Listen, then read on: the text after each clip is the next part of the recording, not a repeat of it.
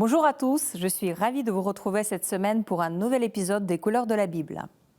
L'ascension du Christ est brièvement mentionnée dans les évangiles de Marc et de Luc et dans les Actes des Apôtres. Comment les artistes interprétaient-ils ces quelques lignes en peinture ? Dans ce panneau du XVe siècle, peint pour un monastère près d'Abbeville en Picardie, le Christ est représenté en train de monter vers le ciel.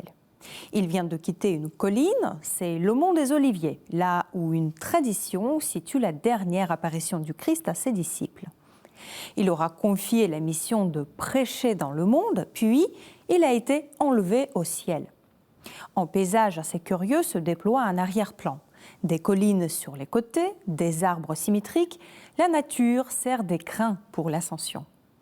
Au premier plan, la Vierge et les apôtres sont agenouillés et montent la tête vers le ciel.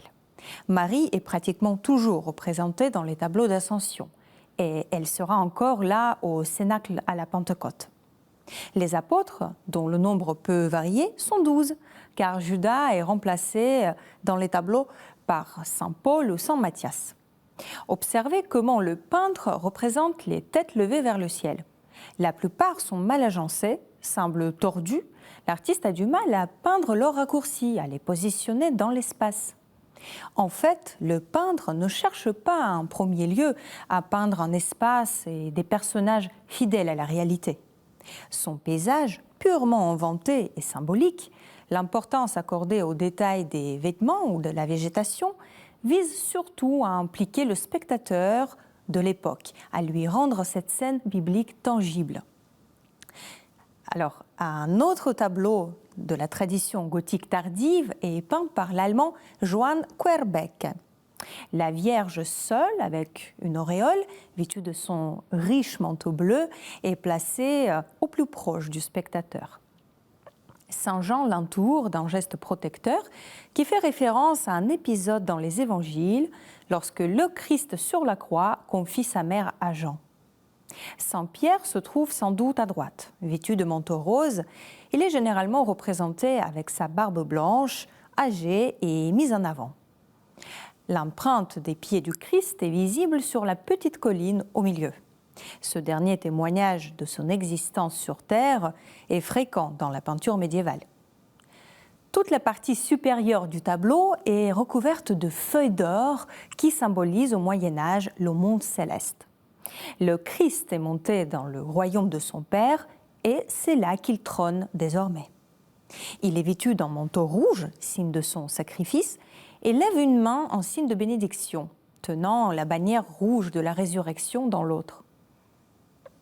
Tout autour de lui, dans le monde céleste, se trouvent des justes que le Christ a libérés des enfers où ils étaient emprisonnés depuis la chute de l'homme.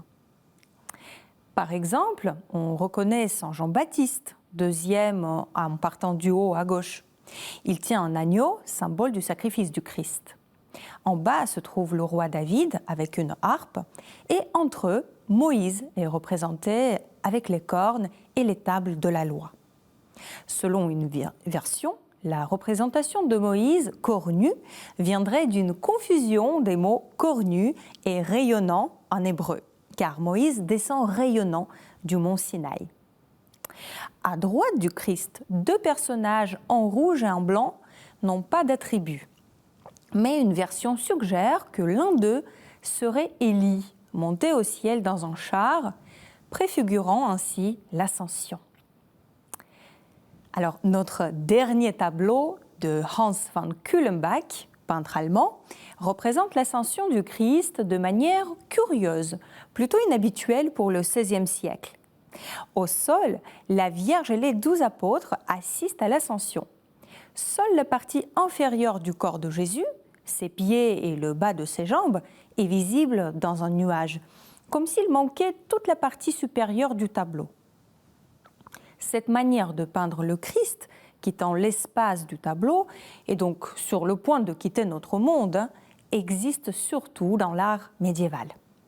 Ce genre d'image illustre les actes des apôtres qui décrivent le Christ enlevé par une nuée.